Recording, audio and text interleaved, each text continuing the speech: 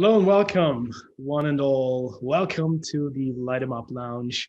It's Wednesday evening, afternoon, or morning, wherever you are around the world. It is my pleasure and honor to welcome you to another very special show with a very special guest. Today, we welcome Mr. Aaron Sigmond as our dear Hi, guest guys. of honor, world famous author, publisher, and for the cigar buffs that are tuning in, which I believe is probably the majority of people watching, you are definitely familiar with the epitome that is the Impossible Collection of Cigars that Aaron has brought to the world and the cigar community. But we'll talk about all that and plenty more over the next hour and a half. But before we... Hour and a half? Is there lunch on this flight? What's going on here? Holy crud. I have no idea. Well, at some point, Aaron is probably just going to... Waitress. Drop out right. And be like, he's got a lunch appointment. No, nevertheless, Sig will be very respectful of your precious time, and we do tremendously appreciate you being on. So welcome to the show, Sig. Thank you so much. I really appreciate it. Yeah, it's great to be here. Always happy for a chat. Not really, but for you and others, I will.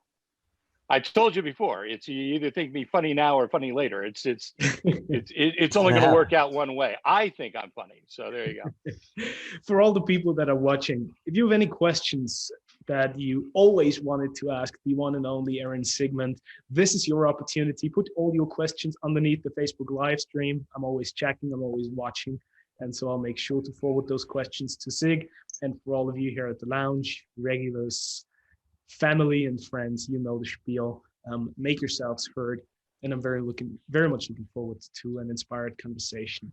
Now, Sig, let me start with this. And it's not a controversial question, but something I'm You really guys are so serious. I got to tell you, they had lighter moments during the Inquisition. You're ready for this. When the Spanish jokes don't go anywhere, you're in trouble. All right, you go ahead. You ask.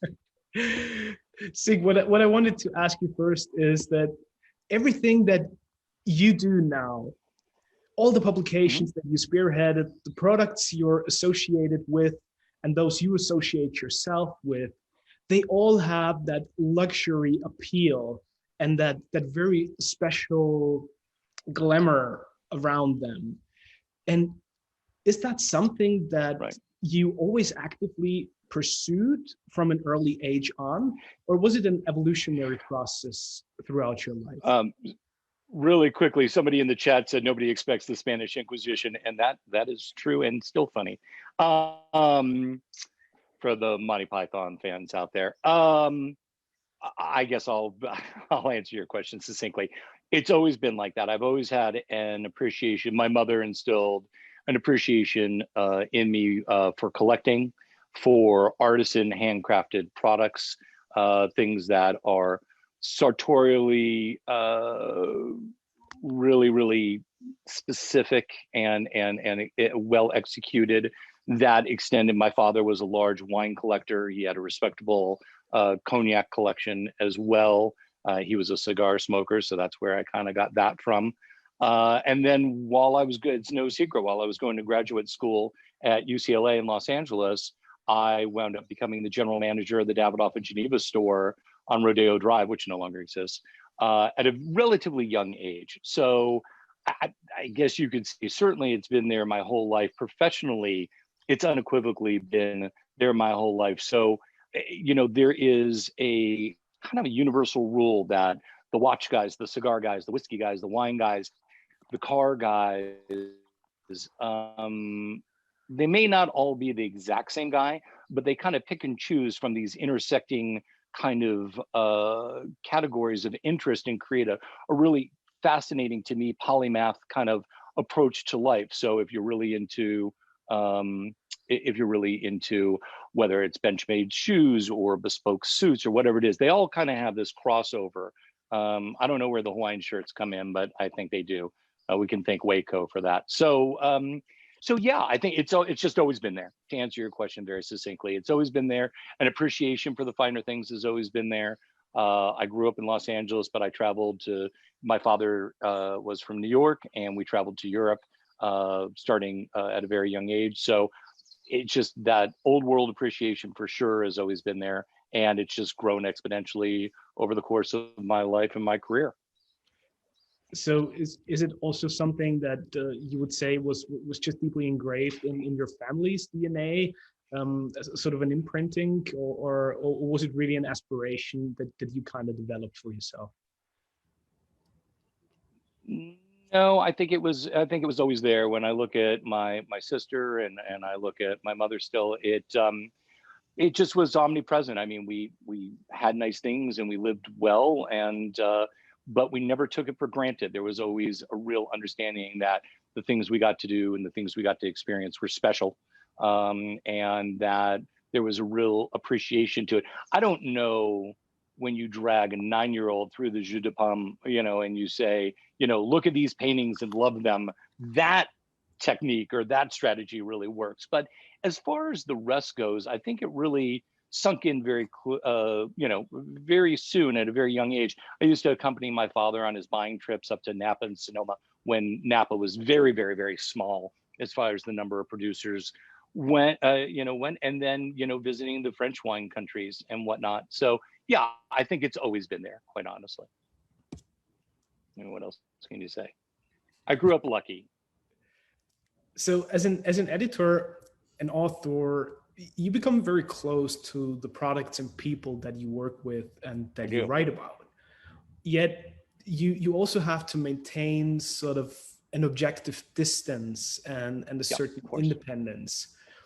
Do you think that is particularly challenging when working in such a small, comparatively tightly knit industry and community like the cigar world? So it's definitely cost me some relationships, but it's always been extremely easy for me to bifurcate my personal feelings. For instance, I don't like you very much, but here I am on your show. Um, no, it has cost me some relationships, and I think but it has always been extremely easy for me to bifurcate that this is our personal relationship, this is our professional relationship. I have no compunction and no issue ever at all saying, I like a wine, I like a cigar, I like a cognac, I don't like this meal, I don't like this watch. I mean, it sounds odd to say that you're an arbiter of good taste, but certainly my career has been a curator of things that I'm willing to give at least an implied endorsement to. And when you have that stamp, and it's not just me, it's James Suckling or Robert Parker or Waco, who we mentioned earlier, or Matt Horanek, whoever kind of is that influencer, or that editor, or that journalist, or that author, they have to stand by those decisions, even if they come to reconsider them later on. So as a result, I have to really believe that I do stick by these things. I believe in them. And if somebody disagrees, I mean, everything's super subjective. Everything we cover, everything I've just listed, you may love the cut of your suit and I don't. And you have to wear it. So I'm happy for you. You may love your watch, or et cetera, et cetera. You may really, really love one particular cigar and I dislike it intensely, although it's pretty rare that I dislike any cigar intensely. So yeah, I think there is that implied endorsement, whether it's Nick Fox or whomever it is, any of these journalists that we've mentioned along the way, and so many others. And I just think you have to stand by what you feel, and that is the reason that I am very passionate about the things I do cover. I seem passionate. Amongst all these, what makes the world of brown tobacco leaf rolled into a slender little masterpiece of utter delight Cylinder, yeah. stand out from the other things that have sparked your passion? Interest, passion, interest. I think that's a great question. I think it's singularly because what I've always appreciated about cigars universally is that it is perhaps one of the truly most affordable luxury items, artisan items, handcrafted items that anyone can acquire. It is definitely talking about acquiring. It is an acquired taste. It is not for everybody. But I really, there's an affordability. You kind of look at the world of wine and you can spend 5, 6. There's a bottle of wine that was in outer space right now. Can't remember which one it is, but I believe the estimate on it is $1 million US. So, with the rarest of rare exceptions when it comes to cigars, the fact of the matter is most of them can be had for well under $100. And even if you go up to $500, and I think there's something really special about that. I mean, I'm not a beer guy, but if you could be a beer connoisseur, and I guess you could say the same about beers, but the fact of the matter is you can't say it about whiskeys, and you can't say it about cognacs, and you can't say it about wines. You certainly can't say it about, bespoke suits, automobiles, or watches. And so I think that the cigars create a very specific but kind of universally accepting niche. I mean, I've sat in cigar rooms where one gentleman is, whatever, something very blue collar, and he's sitting next to the CEO of a company, and they're talking about cigars. It's a great equalizer, and that is one of the things I've always appreciated about cigars, and I still love it today. There's a social lubricant that goes with enjoying cigars. I think there's an appreciation, but there's also an accessibility. So unless, again, it's the rarest of the rarest, at the auction at the Festival de Havanos, where something goes for $300,000, $400,000, $500,000. The fact of the matter is most people can afford the best cigars. And I think that's really something truly wonderful about cigars, that I can't really think of anything else. If you have a passion for Vuitton or Goyard or something like this, it's expensive, and even the smallest pieces. So I think that's one of the really wonderful things about cigars, truly. Let's go back in time a little bit. And I would love for all our viewers and listeners to better understand where you come from, not only in the world of cigars, but also with your unique talent to phrase things and put them into spoken word or written language. I thought you'd be a little old for this conversation, but a man and a woman fall in love, and they love each other very much, and they come together. Oh, not that conversation. Okay, so not that conversation. We can skip a couple of years. Wow, I'm telling you, not a smile on the panel. It's just, you guys are really tough. All right. Well, as I mentioned earlier, I started at Davidoff of Geneva in 1991. Actually, this is my 30th anniversary year in cigars. In December 1991, I joined as the lead salesperson at the Davidoff of Geneva on Rodeo Drive. While I was there, I met Marvin Shankin and George Brightman, and I was reading the first issues of Cigar Aficionado like everyone else. But I really realized that some of the things were speaking to my father, but they weren't speaking to me, and that bothered me. So I wrote a business plan for Smoke Magazine, and I went into partnership with a company that no longer is around, Lockwood Publications, which had been in the tobacco trade publishing business since 1870, and they were based in New York. And I wrote a business plan, and I approached the three brothers that owned the company, and the rest is history. Smoke Magazine came out. It was the second luxury lifestyle glossy magazine for cigars ever in the world. And then the then called European Cigar Cult Journal came out not long after that, and others soon followed. And subsequently, years and years later, at the behest of a publisher that I was working with, who was also my business partner, I came out with the second cigar magazine called the Cigar Report, which at one point in time had the distinction of being circulation-wise the largest cigar magazine in the world. It eclipsed Cigar Aficionado as far as distribution goes. I think we were at 375,000, which is a lot for a niche publication. Along the way, then I wrote the Playboy Book of Cigars, while after Rick Hacker left Playboy, I became the Playboy contributing cigar editor for many years. I was having lunch one day with Leroy Neiman, the artist and cigar connoisseur, who was a real character and someone I deeply miss. We were having lunch at Tavern on the Green in New York, and he turned to me and said, there's a Playboy cocktail book. There's a Playboy stereo book, a hosting book. There are all these books, but there isn't a cigar book. And we need to do one together. And I said, that is so far above my pay grade. And he said, no problem. Right there at the table, he called Hugh Hefner at the mansion. He got Mary, who was for many years Hef's assistant, secretary. And he called, he got a hold of Mary, and Mary put us through to Hef. Hef and him had about a 3-minute conversation. And when I got back to the office, which was in the beautiful Crown Building on 5th Avenue and 57th Street in New York, spectacular offices, and the deal was done, and that was really it. So yeah, so that's how it all came to be. And then a decade went by, a full 10 years in between those, and I came out with the Impossible Collection of Cigars, and that's really kind of the resume. I mean, along the way, I'd done a lot of different stuff. Hold on one second, I kind of lost all you guys. Where did you go?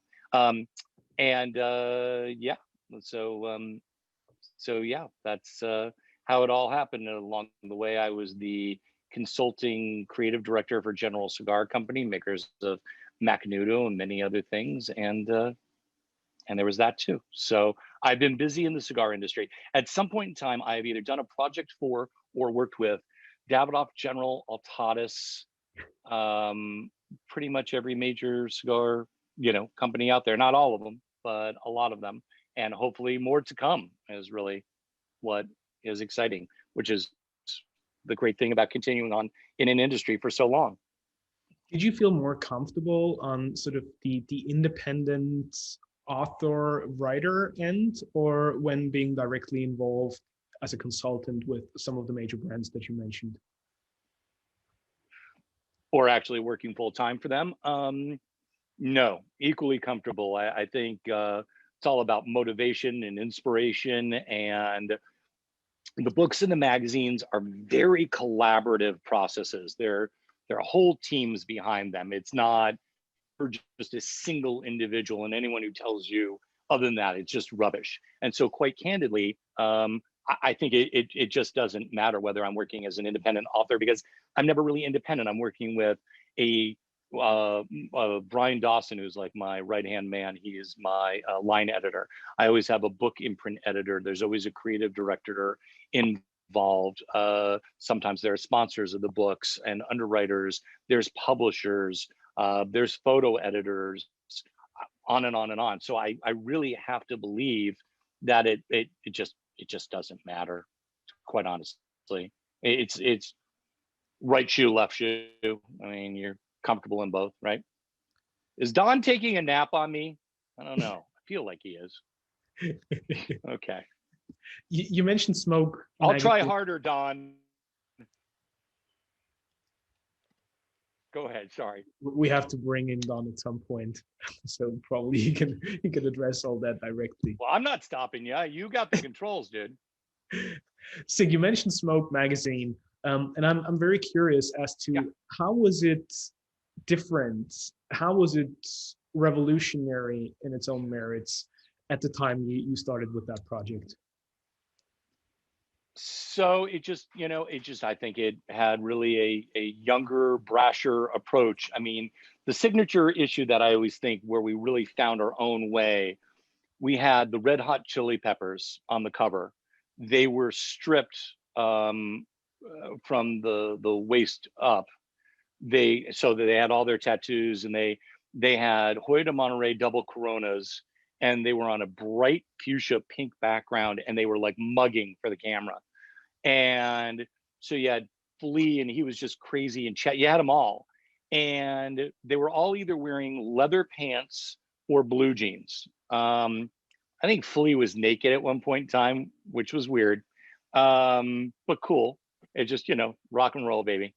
And I think that really was a decisive moment for both cigars and really understanding how huge the cigar boom was, because Chad was, and I assume still is, very much into cigars.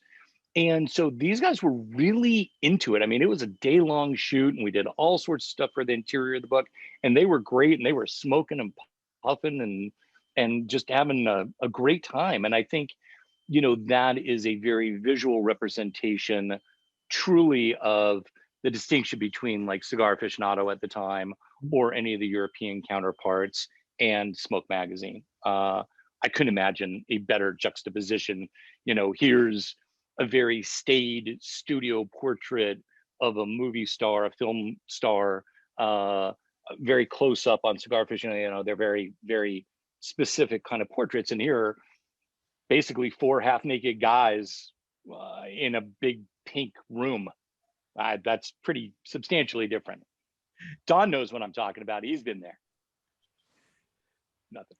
And then even these other publications that you've been a contributing author for, or even a publisher, they all have their specific language. They all have their specific audience. How do you adapt to that? And how important do you think? Well, I don't. I you know, in lectures that I've given at schools, quite honestly, I always say I only had one good idea. I've just done it slightly differently for the last 30 years. I mean, it really, none of us are reinventing the wheel. I mean, Cigar Aficionado was not the first cigar magazine at all. And whoever did the last one will not be the last. And I think that is a fact. I have a great passion for print, which is unusual, even though I've done a lot of digital projects these days. And social media, you know, it's like, you know, social and digital obviously have taken over. This is a prime exemplification of that. But I still have a deep appreciation for print. So if you really look, not so much the Impossible Collection of Cigars, because that follows a very specific rigid format dictated by Azuline. But if you look at the Playboy Book of Cigars and you look at the 5 books on watches that I've done for Rizzoli, they really follow a very, very, very specific format. And so the flow of those books, Drive Time, Seed Time, and Air Time, and the Impossible Collection of Cigars, they're very, very similar. And I just keep on refining. I mean, it's kind of, I do not consider myself an artist, but it is artistic in its merit in that we keep on refining this kind of flow of a book and the ease in reading and the aesthetic of the photography. And so that is endlessly refined. That is a constant evolution, or else it gets boring. And why do you keep on doing the same thing over and over again? So I think that is my answer. But yeah, I only had the one idea. I've just been lucky or blessed, whatever you want to call it, enough to basically do the same thing for the last 30 years. So would you say, and even though you mentioned you probably wouldn't call yourself an artist, quote unquote, but as an author, no. Do you need to have a very unique style that you always bring to the table and you always showcase in slight different formats, but so that people will recognize this is Aaron Sigmond? And interestingly enough, let me draw a little analogy to the world of cigars, where I'm over and over again asking the manufacturers and brand owners that we have on the show whether they try to make cigars that would appeal to the audience or what they think the consumer would be expecting, or do you follow your own path and whoever wants to join the party, be my guest?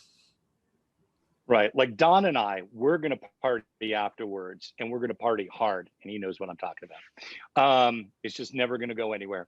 But I'm amusing myself. I write for me. It took me a long time to find a very distinct voice that I felt comfortable writing. I did not start out as a writer. I actually started out as a cartoonist, if you can believe it, even before Davidoff. And even when I was at Smoke, other than my editor's letter, I wrote very little. I wrote the first interview we ever did, which was Pierce Brosnan. And I wrote the 10th anniversary interview that we did, which was with Andy Garcia. And really, you could count on half of one hand the other articles that I wrote. I mean, I was really the editorial director. I was working with all the other writers and all the other cartoonists and photographers and the creative directors and art directors and the other editors. It really wasn't my thing. And I think part of that was I wasn't comfortable with the way I personally wrote as far as my written voice was. I really worked on that, and it really matured over time. And as a result, I liked it. And then it changed, and it really changed, funny enough, when I was doing the Cigar Report. I wound up writing a lot of that magazine with a gentleman by the name of Nick Kalakowski, who was my co-author on the Playboy Book of Cigars. And Nick and I wrote, I don't know, I would say 75% of that magazine, give or take. There were a couple of other editors in the company, and then there were some freelancers. So really, when I think about it, it's only been the last 15 years, 14 years that I've really pushed myself as a writer. But I really had to feel comfortable with that internal voice, that the way I speak is verbally is not the way I write. I'm much smarter in the written world, because you can Google all sorts of like, words that, you're like, I need the perfect word for this. And that's where Brian Dawson, who I mentioned before, Brian is my line editor. Brian has worked with me. He's such an unsung hero. Brian has worked with me on every single book I've done since the Playboy Book of Cigars. So we are going on, we're in our 12th year together, as essentially, as him really just making, and he's thanked in every book. And I always say the same thing. Thank you for making me better than I really am, because he really does. He is truly a wordsmith. I am not a wordsmith. I am a storyteller. And being a storyteller and a wordsmith are not synonyms at all, as a matter of fact. And I think when you recognize that about yourself, I can spin a great yarn, not for Don, obviously, but for everybody else. And I don't know why I'm picking on Don. And I think that's really what it comes down to. But Brian takes that kind of raw shape and really hones it, and then we kind of go back and forth together. And that is books that the audience gets to read. I never consider the audience when I'm writing a book, ever.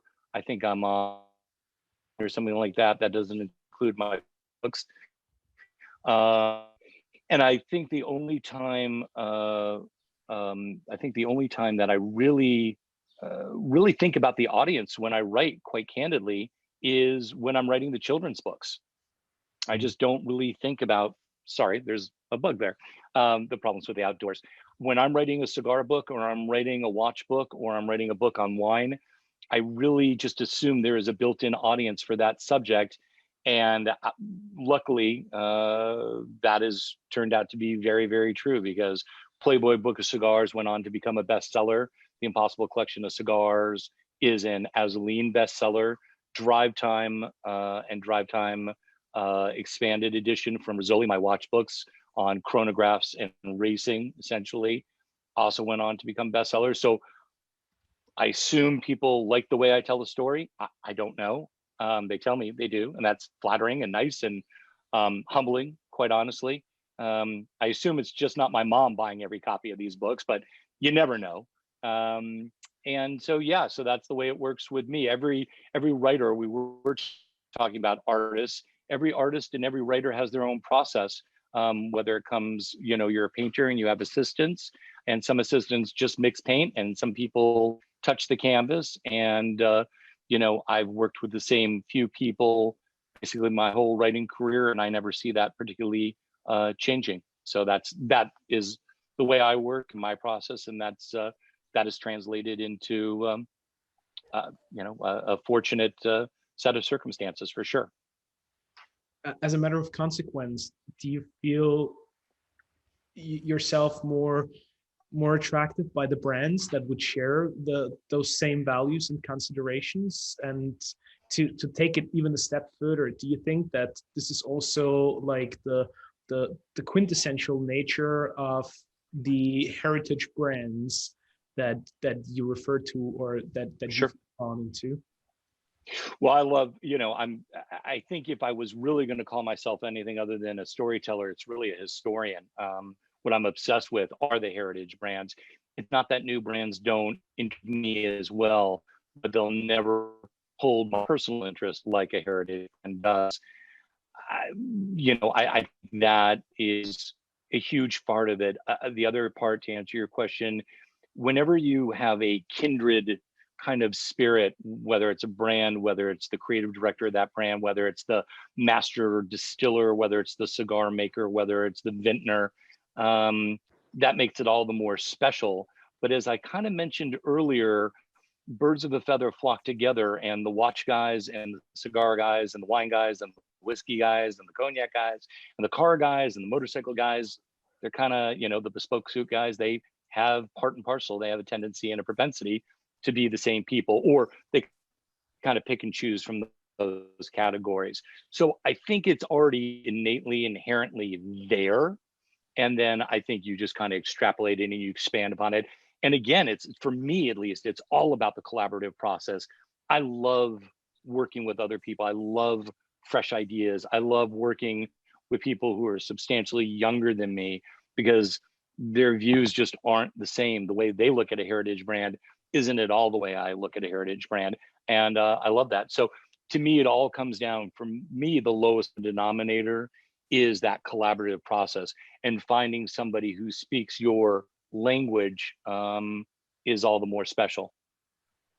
That's a wonderful point. Ian, he probably shares your outside experience problems. Sig has a question for you. Welcome, Ian. Hi, Aaron. Hey, Ian, how are you? I'm very well. I was actually at Asselin, it was 2 years ago this month for the book launch, and really enjoyed that. And I spoke to Roy today, but he's busy this evening. So now I had a couple of questions, if I may. And you've obviously smoked some of the best cigars in the world. So the first question is, if you were going to be marooned on a desert island and you could have just one cigar, but any quantity of that, so you could smoke as many as you like every day, what would it be? And then the second question is, what's your most memorable cigar experience? Doesn't have to be the best cigar, but the cigar experience. Sure. Two great questions. Funny enough, it's no secret, if anyone follows me on my Instagram, I'm very partial to traditional vitolas. I'm not really big on what I call the supersizing of certain cigars. It just doesn't do it for me. 50, 52 is about it. I'm very partial to Lanceros. So there are two Lanceros, I'm sorry I can't narrow it down to one, that I would pick if I was on a desert island. One would be the Cohiba, which I don't think would come as a surprise to many. But for a while, they don't make it anymore, or they haven't in a long while. There is a Don Carlos Lancero from Arturo Fuente, and that is just a fantastic cigar. It's also no secret, because I write about it a lot, that when I was quite young, talking 1985, Edward Sahakian evilly and deliciously turned me on to Davidoff No. 2s, and I have smoked the Cuban original Davidoff No. 2s, and the 702 Dominican with Ecuadorian wrapper hybrid is also great. So I guess I'd narrow it down to three: the Cohiba, the Davidoff No. 2, and the Fuente, the Don Carlos Lancero, which is a fantastic cigar. I was talking to Ciro, their CEO, not that long ago, and I begged him to bring that cigar back. I'm like, you have to. I can't even find it for love or money. It's just impossible to find, quite honestly. So so that was my desert island. I guess I'm bad at the desert island thing. Ask me my album. I know the album. I really don't actually know the album. I could probably come up with one. And I'm sorry, what was the second question? I apologize. Your cigar experience, the most moment. Yeah. I've told this story before, and funny enough, I think Edward Sahakian, speaking of him, has also told, but it's unique from an American perspective, I believe. For the 30th anniversary of Cohiba, they weren't the Festival del Habanos yet. It was just a 30th anniversary celebration for Cohiba. And we were in Havana, and we were at this huge gala, and there was lobster and steak, and everyone's smoking the 30th anniversary Cohibas and other Cohibas, and it was really spectacular. But because of the embargo and the travel restrictions of between the United States and Cuba, I just have bugs everywhere. I apologize. there weren't a lot of Americans there. There was James Suckling, who I mentioned earlier. There was George Brightman, who I mentioned earlier. I think Marvin Shankin might have been there. Maybe Greg Mottola was there.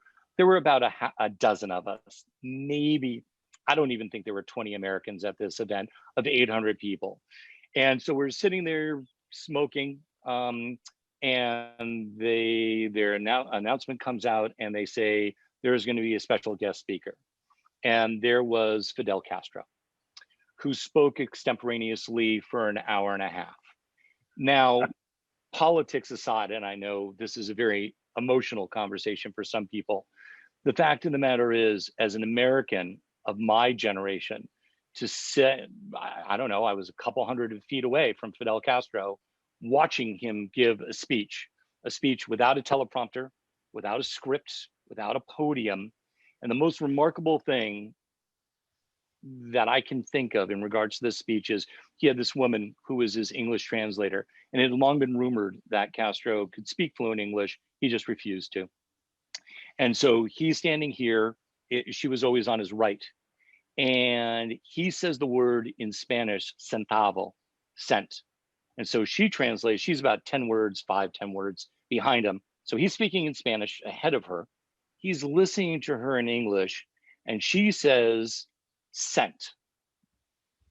And he turns around in flawless, unaffected Midwest American English and says, no, not a cent, but a penny, with a direct reference to either the US or the UK. You could forget a pin. You could have heard a feather drop. 800 people just suck the air right out of that. It was a venue. It was just astonishing. And I'm looking at the cigar, and I'm looking at Castro, and I know that this moment could never be replicated. Now, I can tell you stories about weddings and great friends and catching marlins off the coast of Mexico and all sorts of great things I've done with cigars and other events and festival parties I've gone to. I would have to say that was certainly the most unique and exceptional experience. Again, I really had to pinch myself a couple of times because there were only so many Americans there. And I didn't think if there weren't other people there, they would have believed me, quite candidly. It was such a unique experience. So that is probably the answer to that, which is a good one. And thank you for coming to the party. There were a lot of people there. I remember it being a great party. I also remember it being like the hottest day in London I can ever, it's an old bank building where we had this event. The air conditioning hadn't really even been invented when they built this building.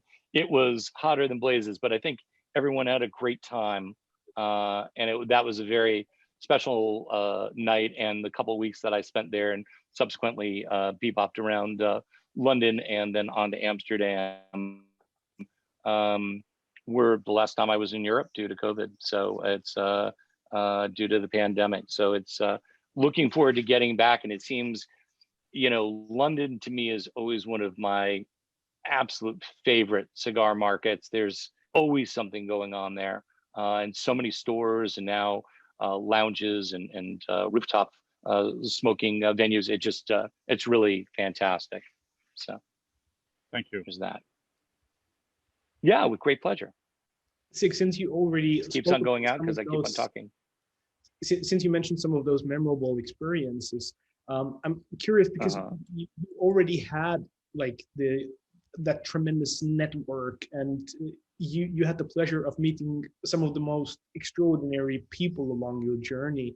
But when Sure. you did all the events and the travels with the Impossible Collection, did it also open up like new doors at some point, or did you feel like suddenly you had a new encounter because of what was going on with the Impossible Collection? Well, I think every project is, special and unique. So I like to think that. I don't know that it really did. I mean, you've been around an industry at that point in time, 28, but we'll just round it up since we're here now to 30 years. 30 years, I got to meet Ramon Cifuentes, and I got to spend unbelievable amount of time with Benji Menendez. I mean, I just don't, I knew Don Carlos Fuente. I've gotten to know Carlito, 25 years. I mean, I met Henke Kellner in 1991. And so now I see Klaus, and it's just a remarkable experience, but it's really just more of life. I have friends like Sammy Phillips, who's now the president of La Polina, but I remember when he started out at Rocky Patel. So I don't think there's a way to really, at this juncture, separate cigars, cigar lovers, enthusiasts, and the cigar industry from my life. I think they're all kind of one and the same at this juncture. And so, you know, seeing the Sahakians and seeing Eddie kind of take over the store, it's just a natural evolution and progression of life. So did they open up new things? Not really, but it just endlessly reinforces and enhances the life that I've led thus far. So I mean, I think and what's better than that, really, to see these things come full circle, you know, to see both Nestor Plasencias and, you know, to see these next generations taking over. I haven't met him yet, but I assume at some point I'll meet, you know, Carlos Fuente the third, to have known Don Carlos and Carlito, and you know, to eventually meet the third. I think that's remarkable, and that's why I'm a storyteller more than anything, because I keep these stories inside of me, and eventually I find the venue to share. Every once in a while I get to combine those things. There's a website that I write for called Watchanista. I just published a story for them on Saturday. It's part one of a series on watches and cigars, but specifically cigar inspired and cigar themed watches. It all just kind of comes together for me in a very natural order. So I don't know if I really take things as far as new. I mean, I've been to Nicaragua, I've been to Honduras, I've been to the Dominican Republic, I've been to Cuba many, many times. If you say, well, you know, we should go to Ecuador, Gesundheit. If we go to, bless you. So if we go to Ecuador, it will just build upon those experiences. But I remember when I went to Santa Rosa de Copan, Fabrica de Porro, that had to be in '93, because that's where we made the Zino Mouton Cadets and the Zino Connoisseurs and the original Zino line for Davidoff. It just builds upon that. So I'm not quite sure there is new, there's just more. So it's both qualitative and quantitative, but I don't think of it as new. Every experience is new, and every event was special. We did a lot of events for the Impossible Collection of Cigars. We did Washington, D.C., and we did New York a couple of times, and we did London. We did 2 events, I guess, there. We did one in Miami. So, I mean, they were all great. They were all fantastic. I mean, I'm very proud of that particular book. And if nothing, although I know there are other projects coming down the line, but if nothing else came along, I consider it a pretty good, you know, feather per se. But since I've written articles and done things after that, it wasn't a finale. Incalculable sort of ways. So I mean, it's just totally different. It just really hasn't. The kind of old guard and the steadfast media outlets are just that. You know, and then you have kind of tangential things like Rob Report, which has always covered cigars, or has since I've read it since the 80s. So I don't know, but it's a totally different landscape than when I entered it. But I think the same could be said really for anything. The number one question I get is why there aren't more books on cigars, going back to the media, really, anyway. And I can't answer that. There should be more. Nick Falk's book that came out not that long ago was a great book. Rick Hacker's book is kind of a perennial. It's there. But when you look at it through other similar categories, when you look at it compared to wine or whiskey or Negronis are popular now, and you look at all these books that come out, really there's a dearth of cigar related books, and I can't explain that. But as far as an overall media landscape, just like every other landscape in the last 20 years, it's completely different. It's completely changed. Mm-hmm. And still, Sorry, it's like some of the heritage and these world and items of luxury and prestige and tradition. It feels sometimes like a fading class. Do you think that the younger generation now is somewhat losing the appreciation for old and traditional values a bit? I actually think just the opposite. I mean, the group may be smaller and more refined, but I actually think their passion for the subject matter, and you just have to look at other media that is, again, related, whether it's Rob Report or The Rake or William Brown magazine. I look at these things out there and there's so much more information than when I was there. I mean, I mentioned all these people, Hanky and Benji, and Senor Fuentes, and even old executives that were here. And I look at someone like, Mr. Sahakian, who really tutored me in Cuban cigars in the 80s. I had to have firsthand, I had to have primary sources basically teach me about these things. I mean, this was way before Cigar Aficionado or Smoke ever existed. So I think there's so much information out there, and just judging from Instagram and judging from social media platforms, I look at Clubhouse and there's so many groups that say, you need to join. So no, I don't think that. It may be smaller, but it's more refined. You have over 500 years of cigar tradition. I don't see that going away anytime soon. Now, it's true, when I entered the cigar industry, there were about 5 million cigar smokers in the United States. At one point in time during the cigar boom in the 90s, it was said it got up to 18 million, but let's call it 15 just to be safe. And then it kind of just matriculated down. It just, and it went down back to the original number of 5 million. I think that number now in the US is around 3.5 or 4, but consumption is way up. So we're smoking more. We're arguably in a golden era of cigars and cigar manufacturing. So we're smoking more, we're smoking better, but there are perhaps fewer of us. But I think those that are brothers of the leaf or partakers, phone files, I think much more passionate and much more kind of heels dug in. Every time an anti-smoking law comes up, somebody finds a way around it. So no, I wouldn't think that in particular that is true. Well, since you mentioned social media and everybody now having a voice and being a publisher all by themselves, as well as probably an ever diluting or diluted communication culture that's leaning towards unfiltered blah blah in the online world. How do you feel about that as an author? I mean, for me, it's more the merrier. It really doesn't matter. I have more followers than people I follow. I curate who I follow very, very carefully. It's no different than my approach for the books or the magazines. I'm, again, a historian, a curator, if you will. And whether it's who I follow on social media or what magazines I read or what books I read or what companies I follow with a certain zeal, as opposed to just kind of a perfunctory, I have to, do this because it's my job.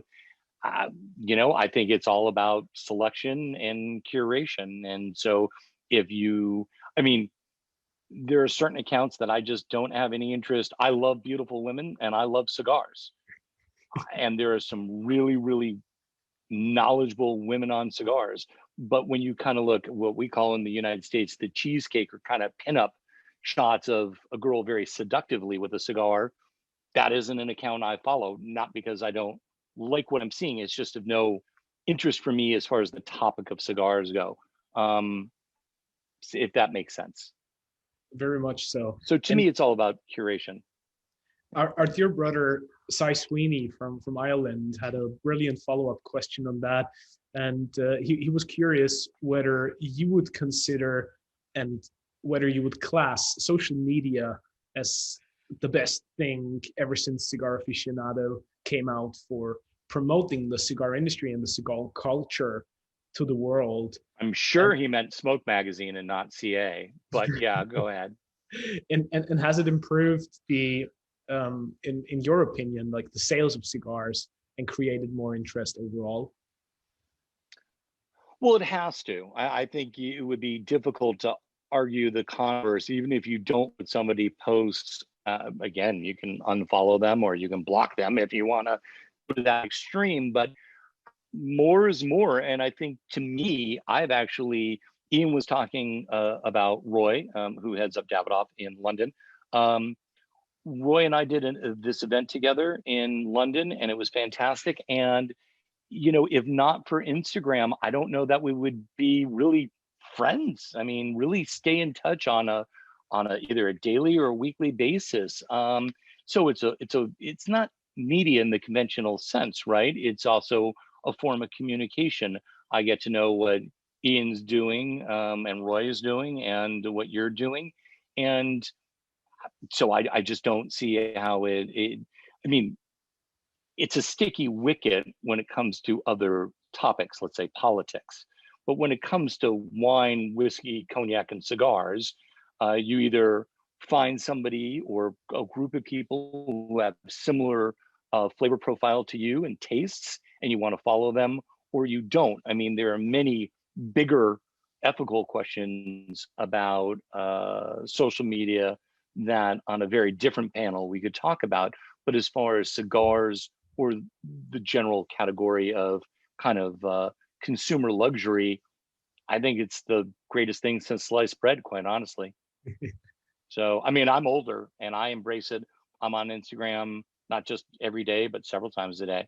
And I have 3 accounts. So it's, you know, it's not all I do, obviously, but it's something I feel very connected to people in Hong Kong, people in Tokyo, people in Europe, people all over the United States. If I sent you an email, it just wouldn't have the same experience in real time. If, like, even this evening, I woke up in the middle of the night and I hopped on Instagram for a while and I chatted with people in Europe because you guys were just starting your day, and that was fantastic. How else would I'm not going to call you at 5:30 in the morning my time, you know, 6:30, 7 o'clock your time to chat with you. You're on Instagram or you did your breakfast cigar or your breakfast espresso or cappuccino or macchiato or whatever. I mean, I don't know, maybe you're doing a shot of whiskey for breakfast. I'm not judging. But I think the fact of the matter is, it's just, it really is the same reason we're in a golden era of cigars, quite honestly. When you look at international commerce and you look at the globalization of things, you know, you look at any of the blends that Davidoff has come out with as of late, and you have cigars, and you look at the fact that the Fuentes opened up a Nicaraguan factory a couple of years ago.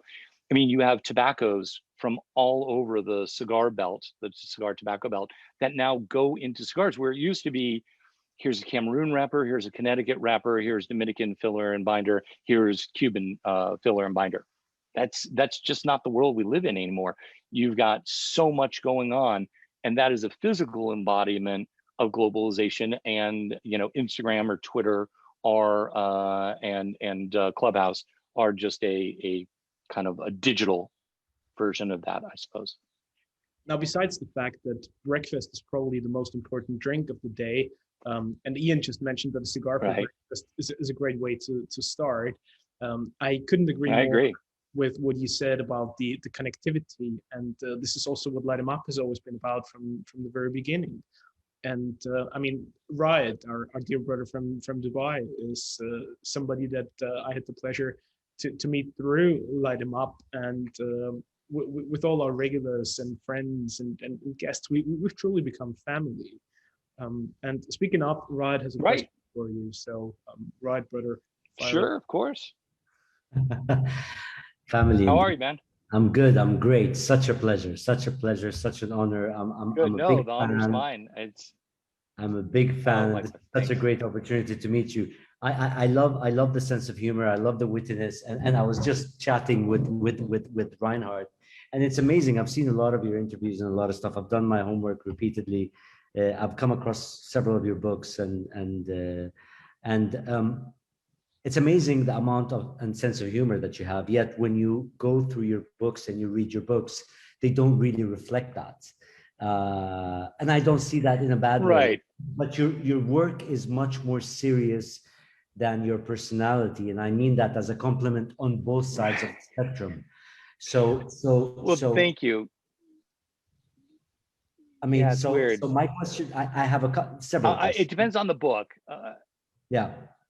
Please, yeah, please. yeah, shoot, man. Yeah. So my first. I got a backup cigar, so. Brilliant. That's why when you said I have a backup cigar, I'm like, I'm going to take my time on this one. So the first one is, I mean, I can see you as a person that acts in a Woody Allen movie. I mean, honestly, somebody that can definitely be on a Woody Allen movie. And again, I mean that very respectfully. I think you can say that about most New Yorkers, but well, there you go. So do you think your wittiness and your sense of humor and the way you look at things in a very light yet analytical scale would be reflected on a publication or in a book that you will come up with at some point? So two parts to that answer. First of all, thank you. It's all very kind and flattering and somewhat embarrassing, quite honestly. I mean it. I'm not brown. It's okay. No. It was sincere, and I really very much appreciate it. If you read some of my watch books, specifically what we call the Rizzoli Timepiece Trilogy, specifically the one that will come out next March, which is called Drive Time Deluxe Edition. In the beginning of that book, so for every edition of that book, I've done a personal essay, something I don't always do. And I think they are filled with that kind of analytical witticism and humor, but also a certain reflective quality. Because that is the last book out of 5 in the series, I'm putting all 3 essays back to back. And I think people will see as a writer a very different aspect of me, quite candidly, because you'll come to understand that the essays are really reflective of all the things you just said: life in California, life in New York, life in London. And so I think that is true. I have not said so because it usually isn't germane to what I write about cigars and all the rest of the stuff and watches. But I'm working on a novel, and I think that would probably be the last book I publish, and it's or the final at least. And I think that will showcase kind of that humorous side that, yeah, it doesn't come through, and I don't know why. Earlier in the interview with Reinhold, I really try to explain my verbal articulation and my written voice that's in my head are 2 very different things. And I when I write, I'm in an extremely quiet place. I'm in a private room. The door is always closed. Sometimes I'm listening to music. Sometimes I'm not. But I'm just really alone with my thoughts. And I want to get it right. It's not as loose as a conversation like we're having now. And so it's very different for me. Some writers simply speak the way they write, and I've never been that guy. But I think if you look at those essays in that particular book back to back as they will be published, it will give you an insight to that. Do I see it happening in a cigar book? I know the next 2 cigar books that I'm working on because I'm already tinkering with them, and they really don't. I mean, they convey, I mean, I write nonfiction, so I convey a certain, I want to get a message across, and it doesn't always allow me to interject more of my personal personality, if that makes sense, my casual personality. So I guess that would be the answer to that. No one's ever asked me that. which is great, to be honest with you. I like, it makes me think in a way that I probably hadn't, but it's true. I just don't, my written voice, like, I've been very good on this, but I, like many New Yorkers of my generation, have a panache or an affinity for great profanity. There's not a lot of cursing in my books either, but if you talk to me, especially after a couple martinis, there's a lot of that going on. Sig, how do you like your martini? I always forget the name of the bartender at Duke's. So good. Frozen, and I know people will say, no, it takes away all the botanicals and all that. Frozen gin, take a little vermouth, swirl it around, dump it out, put the gin in, swirl it around. I'm done. So, and after 4 of them, I'm really done. But, you know, I'm good. I'm kind of an amateur mixologist. I don't like that word, funny enough, that I used it. But I love cognac and I love gin, and there aren't a lot of great gin and cognac combinations out there. So I've created a couple of recipes of my own that I really thoroughly enjoy. So there you go. Every once in a while they pop up on Instagram. So I'll just share one of my recipes. Like I did a variation a week or 2 ago on the ampersand. And I love that cocktail. I mean, 3 of those, you're good to dance, as we used to say. True. His name is Alexandro in Duke's Hotel. Thank you very much. So for those of you who don't know, Mr. Sahakian, the book, The Impossible Collection of Cigars, is actually dedicated to Edward. Where are you, sir? You look like are you in France? No, I'm in Valencia in Spain visiting my grandchildren. And I was looking forward to this encounter all day. It's the highlight of my day, week. We're going to be here for several weeks. So it was so nice to see all of you, especially dear friends.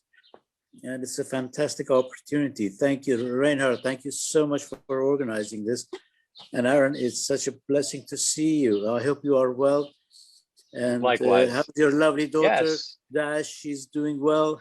Dashel, actually, she just finished 7th grade. She just got this is the bragging dad in me. She just got a 99 on her algebra final. So she's 2 years ahead in maths here in the US. She definitely did not get that from her father. That's all her mother. But she's great. And I will tell Missy and Dash, you say, hello, it's so wonderful to see you. It's been too long. And because of the pandemic, it's been too long that I've seen so few of my international friends, quite honestly. I'm hoping to get to London in the fall, but you know, you guys, every time I read the BBC, they're like, you know, wave 1, wave 2, Delta, you know, this, that. It's endless. And even though many of us are vaccinated, many people still aren't, and that's making it tough. I'm really due to take a trip to the Dominican Republic. To welcome you, Eddie and myself. Both of us will be there waiting for you. That would be beyond amazing. It's such a delightful surprise. Really, Reinhard, thank you so much. I was just shocked. That's and look he always looks great. I thought I looked, you know, okay, but he's always perfect. The hat, it's always good. And I don't know if you caught the beginning of this, Edward. I'm actually smoking the 2015 Robusto Intensa, which is very, very different than the one that came out last year. And I'm really thoroughly enjoying it, as a matter of fact, although it keeps on going out because I keep on talking. So there you go. All right, question, I assume is forthcoming. Well, first of all, let me say thank you to Edward for doing us the honors and joining us tonight. It's such a pleasure to see you again, Edward. And many thanks for your kind words and being here with us today. It means a lot, and please send my regards and my very best wishes and spirits to Eddie as well. I will indeed. Thank you. From you. And he doesn't care. And he's doing his own thing. He's partying in London. He's having a good time. Well, he's looking after the shop. He's in charge now, so it's all up to him. I could relax without worrying about anything. You look ridiculously relaxed, and it's fantastic. It's absolutely amazing. And Valencia is so beautiful. So where do we go from here, Reinhard? Well, let's see if Rod still has a question, because Rod, I'm sorry with my martini interruption there. But Rod, I wish I had. I'm nursing a rosé because and I'm out. It shows you what a lush I am, but I'm out. So yeah, martini is forthcoming, I have a feeling. And Sig, you should definitely try Harvard with a wonderful, slightly herbaceous dry vermouth and cognac. So there you go. What's it called? Harvard, a very classic cognac cocktail from the late 1800s, pardon me. All right, I'll check it out. I got my books. All right, on with the questions. Okay, so the Playboy Book of Cigars, to be associated with something like this, you must have insane stories to share with us. Fun stuff. That you as a New Yorker would be, so kind as to share with us here, the people that sure don't get books like these. Well, so I only went to the mansion once. Most of my time was spent with Leroy Neiman. Leroy, he must have gone into Edward's shop, was a world famous cigar connoisseur. He too had an affinity for Lanceros. In general, Altadas USA actually did a limited edition cigar with Leroy.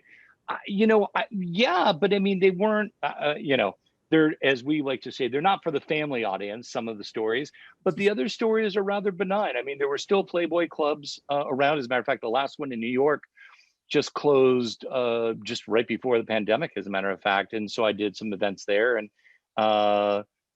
Playmates and Playboy bunnies are lovely young ladies.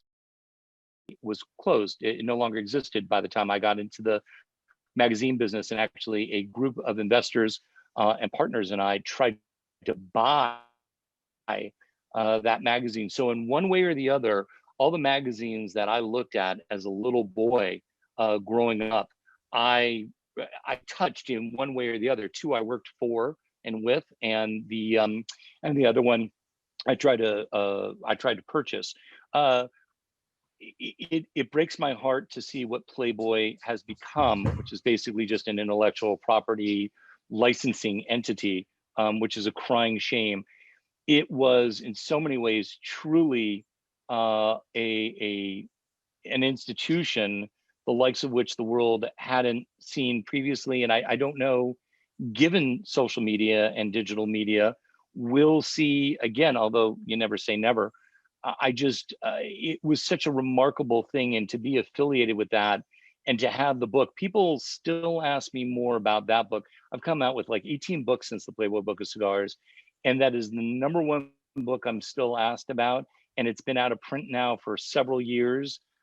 I don't even think it's my best book, quite candidly, but it is a seminal work, and it stands the test of time. It also had a lot of copies purchased. Altadas USA did it as a gift with purchase. So I think they purchased something like 35,000 copies by themselves. And then there was the book trade edition. So it was a unique experience for sure. And the offices there, it was all really special. It's difficult to truly articulate an experience like Playboy. The editorial director at that time, when I was affiliated with the magazine, was Chris Napolitano. And Chris was he was a remarkable person and a mentor, but also fascinating and a real keeper of the torch. Unlike any other media, we were talking so many times during this conversation about heritage. You felt, and we talked about, do I write for an audience? when you feel, it's not a burden, but you feel the pressure when you write for a publication like Playboy, because, and it wouldn't matter if it was Time or it was Newsweek or it was the BBC, there is a reverence that you, and a deference that you must pay to that particular brand, because it is a brand, and those are all brands, they're all media brands. If you work for Vogue or Elle in fashion, you know you better be on your A game. You better be respectful. I remember a story that I did, funny enough, on traveling to Cuba.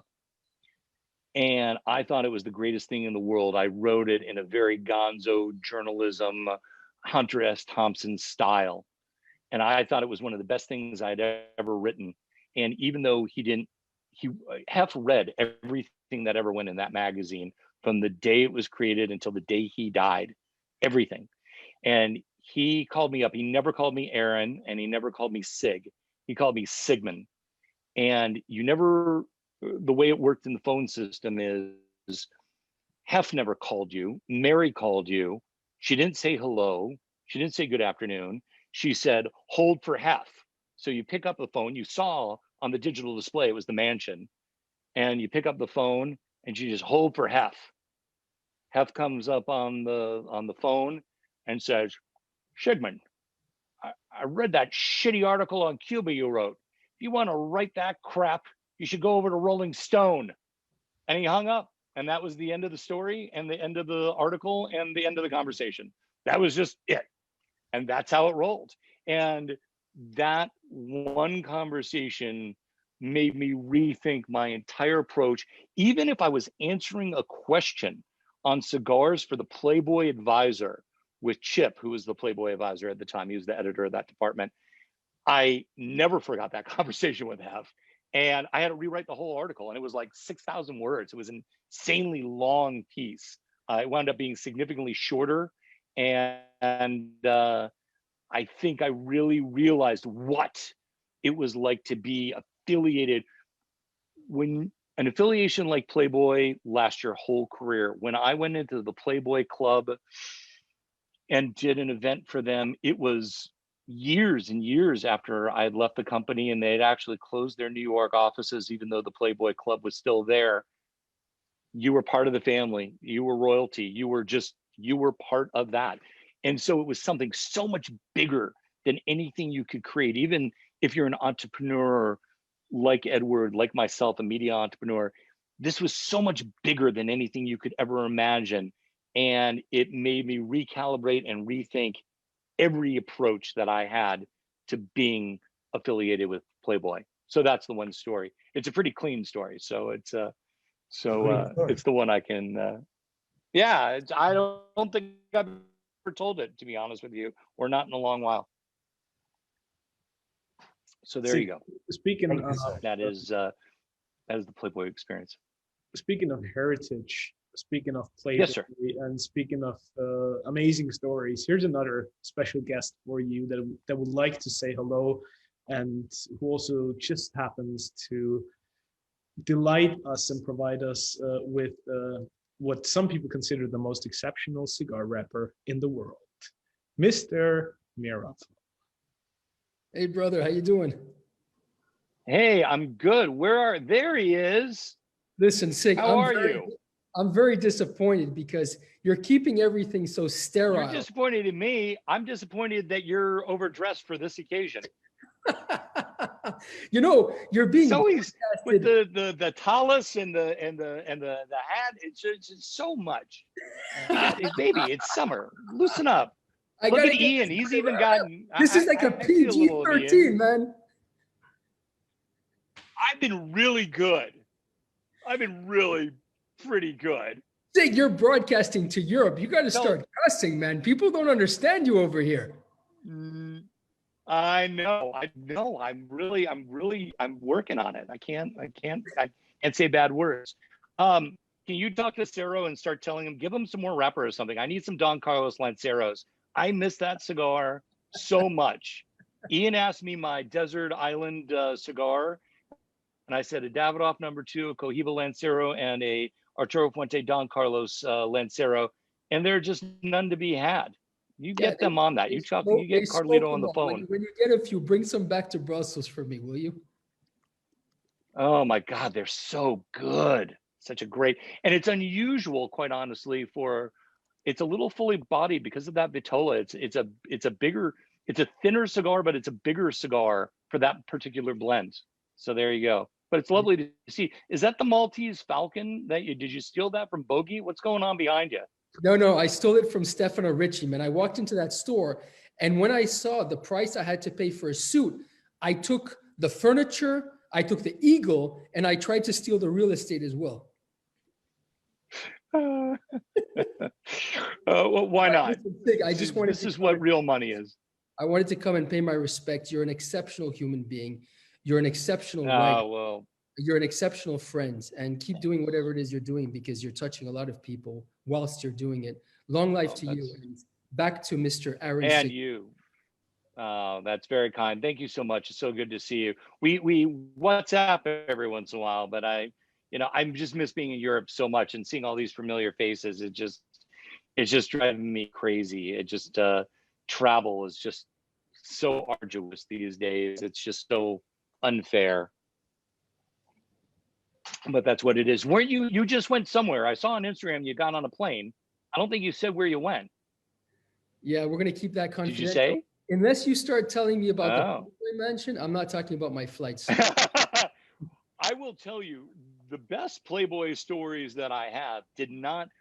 When I went to the mansion, Hef was still married to Kimberly. His boys were living in the mansion. They were like jungle gyms and play. I mean, you think you're going to the mansion. All the stories you ever read about Playboy, you think you're going to the grotto with 15 playmates.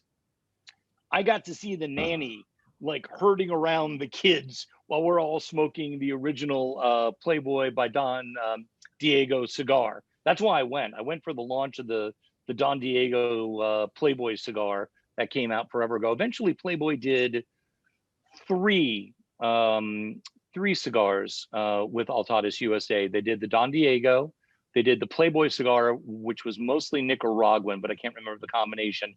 And then they did the aforementioned Leroy Neiman limited edition. I remember the Don Diego. Forget about their ad campaign was everywhere. Don Diego. How was the nanny?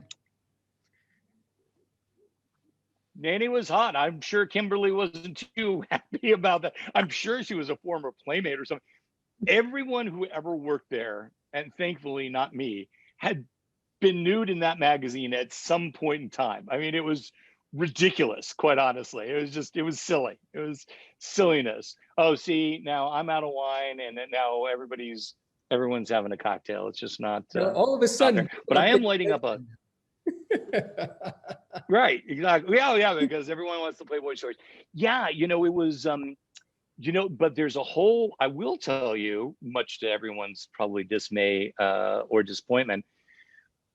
There was an etiquette standard when you worked there. When the playmates were working, it was all business. I mean, you had to be extremely respectful, and I liked that. Quite honestly, there was a real old-fashioned nature to it all. You know what I love about you? You have the eagle or whatever that is, and then you have the Damien Hirst behind you. Now, I'm an art guy, so it's like, there's this casual sense about it all. But then I'm only staring at the Damien Hirst in the video.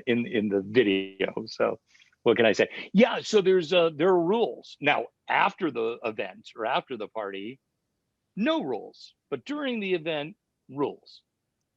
So that's how it works. Coming back to Jeremiah. I think we should talk.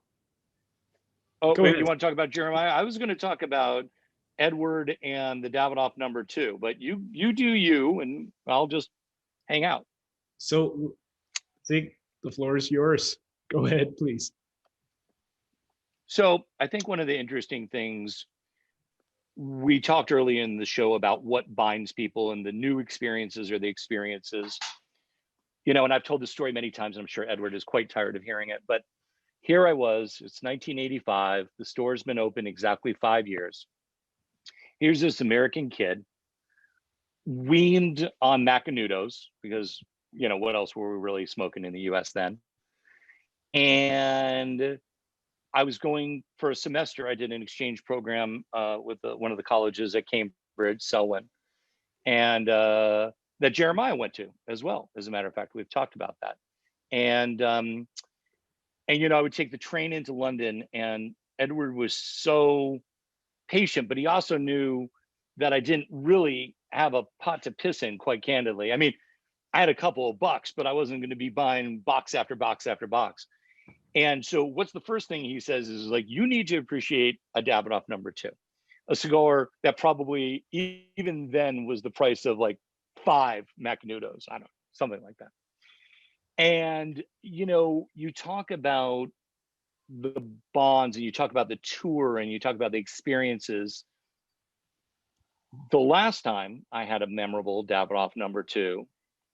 So if you read the opening essay to the Impossible Collection of Cigars, it's all about the Davidoff number 2, or a lot of it is, and about that particular cigar.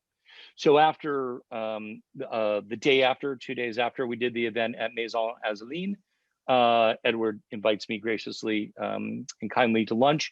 We go to lunch, we go back to the store. I know we're going to have a cigar, and he presents a box, or a 5-pack specifically, of Davidoff number 2s, Cuban Davidoff number 2s, vintage.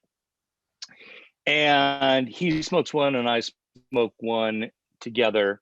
And then he kindly gifted me the other 3, of which I still have one, which I will be smoking on my birthday, actually on July 6th. So there you go. But you talk about these experiences, and you talk about the new experiences.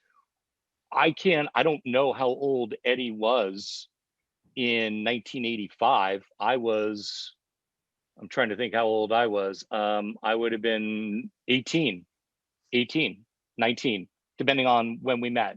I would have been like 19 years old. So you talk about the new experiences that cigars bring, but it's not about that. It's about, here's a man who took time with somebody who knew would be as big as fan, or at least one of them, but never be as big as client, because I could never afford to be, and took all the time in the world. But now I have a relationship with his son. And that to me is what cigars are all about. When we come full circle with it all, that to me is the singular kind of uniqueness of the bond that this brings. And we all have these stories, each of us in our own way. I am fortunate in that I get to write articles and books and tell stories like this on a, you know, I don't know what you would call it, a show. But it's just, I think that's what's so special about it. And it's so remarkable. And just seeing Edward brings a smile to my face, because he's been there my whole life. I'm going to be 55 years old. Edward has known me since I was 19 years old. What could fill someone's heart more than that? And the commonality that we originally, now, you know, it's my family and my daughter, and I know his son, it's a whole different thing.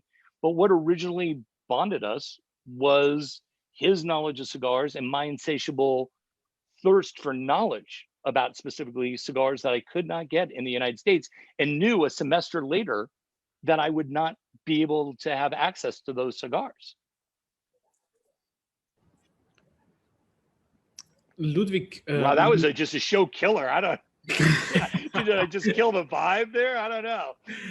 Sig, I've got another show killer for you, because this wonderful quote in your book from Ludwig Mies van der Rohe, which sounds something like, he only had 3 essentials: Dunhill cigars, martinis, and expensive cigars. You mentioned it's earlier, very specific. Dunhill. He smoked Dunhill Don Candidos. He said Dunhill cigars, bespoke suits, and cold martinis. That is the quote. And now you can ask your question. I just wanted to be specific. And by the way, Don Candidos, wow, that was a great stick back in the day. Whew, what a great cigar. Go ahead. Sorry. And so you mentioned before that cigars, what separates them from some of the other luxury items that you have a close connection with is that they're a luxury that is very affordable and that brings us together. I mean, lifestyle and luxury these days are words that get thrown around an awful lot, and they can mean many different things to many different people. But do you believe that luxury and prestige are necessarily expensive elements? I don't. I don't. I think it's really very much a state of mind, and I think people like Edward really taught me that you savor every moment, you appreciate every moment, you really focus on what you're experiencing. I still remember the first and subsequently the most recent, because I haven't been able to go to any, Michelin 3-star restaurant that I went to. You remember the first time you have a truly exceptional vintage wine. I mean, not something just good or table wine, but you remember this. I remember the very first time I walked into Edward's shop. I remember the first time I ever walked into my own Davidoff of Geneva, when I was the general manager. And who would have thought 8 years after I met Edward, I'd be turning the key on my own place with Amar Al-Kabesi, who's a great guy, and I miss, who was the other manager there. It all comes together, but I have to believe it's a state of mind. We talked a lot about Instagram. There's pressure because of social media to acquire things. But when I was coming, like material things, but when I was really coming up, and Jeremiah has to agree with this, it was an appreciation for not the acquisition, but the experience. Unfortunately, he only wears Borsalino and I wear Optimo hats. That's fine. It's a thing. It's a decision. But I'm sure the first time he went to a Borsalino boutique with his father, he remembers that experience. The first time I went to Chicago to have my first custom Optimo hat made, which is like the first time you ever have a bespoke suit made, you just never forget these things. To me, it's so experiential. And the proprietors, the gentlemen proprietors of these institutions really make that. So yeah, there's a material side of it, but if you're just buying it to show it off on social media or to your friends, you've just got the wrong memo. There is nothing I photograph, for instance, on Instagram that I'm not smoking myself. Inevitably, after that photo is taken, I smoke it. Or 2 days later, I smoke it. Eventually, it gets consumed. If you see a bottle of wine, a bottle of cognac, or whatever, I'm drinking that. And so I think that's really what it's all about, and finding those commonalities. I'm not wearing one today, but I love my Omega Speedmaster. There are all sorts of Omega Speedmaster nuts out there. I remember when I bought my first AP Royal Oak, it was two-tone because I'm not as fancy as Edward, but I remember seeing Edward's watch and knowing the story specifically behind that watch. And when I was purchasing my watch, my two-tone Royal Oak, the first person I thought of was Edward, because he was the first person I knew who had a Royal Oak. That's what I mean. It all comes together. And if you don't get that part, if you don't understand that part, you're not doing it wrong, but I just think you're losing out on so much of what all this conversation, these people getting to talk to all of you is all about. Seeing old friends, familiar friends. It's all experiential. I read a Peanuts cartoon, an old one, obviously, not that long ago. And Charlie Brown is talking to Snoopy, and Charlie Brown basically says, you only get one life. And Snoopy says, no, you only die once. You get to live every single morning. And to me, that is the quintessential philosophy of it all. You embrace every day when the sun rises. You make the most out of that day. You make the most out of the people you meet, the things you drink, the things you eat, the things you smoke, the clothes that we put on, not Jeremiah, but everyone else. And and that's really what it's all about. This ring has meaning to me. it actually talked about cigars. This ring was, so I have a gold version of this, and when I wear a gold watch, I wear the gold version. But Maddie, who owns Room 101 Cigars, who's also a silver jewelry smith, Matt kept on asking me about it, and he's like, why don't you have a silver one? And because you wear so many steel watches. I said, I don't know. He made me send photos of the original ring, which is no longer made by Tiffany, and he made me this ring. And I mean, he sent me a bill afterwards, but he made this ring for me. And that to me is the connectivity of it all. It's the watches, and there's the rings, and the cigars. It's this whole experiential thing. And we only have, every day we can either choose to embrace that or we don't. And that's really kind of it for me. Anyway, that's the world according to Sig, such as it is. Amen to that. Sig, I promise to be respectful of your precious time, and I don't know how precious my time is, but it's it's fine. We went a little over. It's all good. Hopefully we didn't bore the audience too much. I just realized I did a terrible job on that, obviously, and your last sentence was almost a perfect closing statement. But first of all, I would like to thank you wholeheartedly for all the stories that you shared with us and the wonderful time with pleasure you provided us with. I'm really looking forward to another very special show tomorrow night for our virtual Pure Sabor that Brian and I will be hosting together with Jonathan Drew and Pedro Gomez when we speak about marketing in particular. Love them. Jonathan is just, what a character, just the best. He's that's another person. I haven't seen him forever, but Jonathan, I couldn't even tell you how many years I've known Jonathan. 20, I guess, something like that. However long. I mean, we were both in Dumbo. We were both in Brooklyn at the same time. So, I mean, that is a great way to end, because that is what it's all about, that connection. And yeah, we'll say hi to Jonathan for me, if you would, please. I'd be very appreciative. I haven't talked to him actually, I haven't talked to him since I wrote about the Liga Privada for Impossible Collection of Cigars. So it's been a couple of years. With great pleasure, and we'll definitely say and send your regards to Jonathan tomorrow. And I hope you can all join us. I appreciate that. For another show, and also for next week's segment. One final question, Sig, and you partially answered that with some of your closing statements here, but to be a little more specific, for the aspirational gentleman or lady, and then in particular for the young generation out there dreaming of the uber luxury lifestyle and everything that we discussed today, what would be your tip? What would be your recommendation? Slowly grow into that and to slowly evolve into the world. Fucking flight. No, not yet.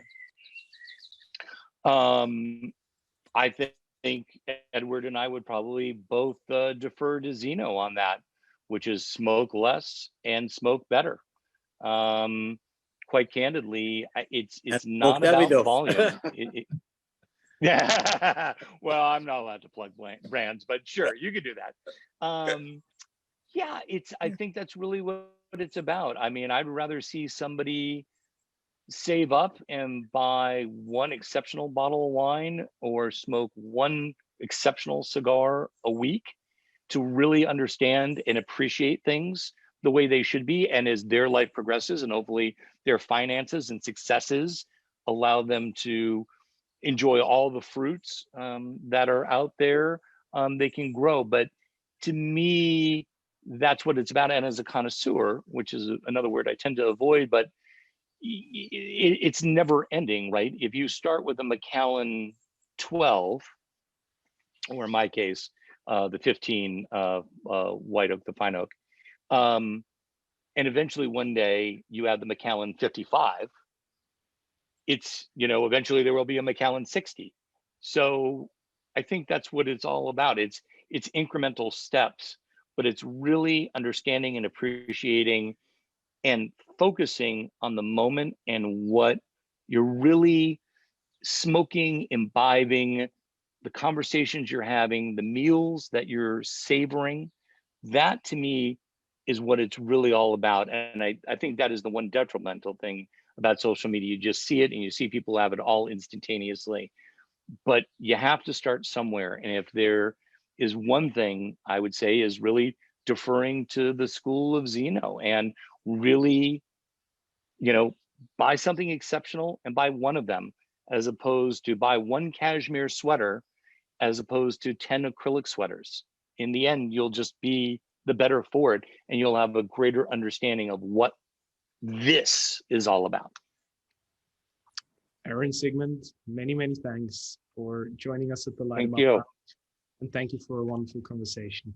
Many thanks. Reinhard, thank you. Pleasure's all mine. Thank both of you. It was a fascinating evening.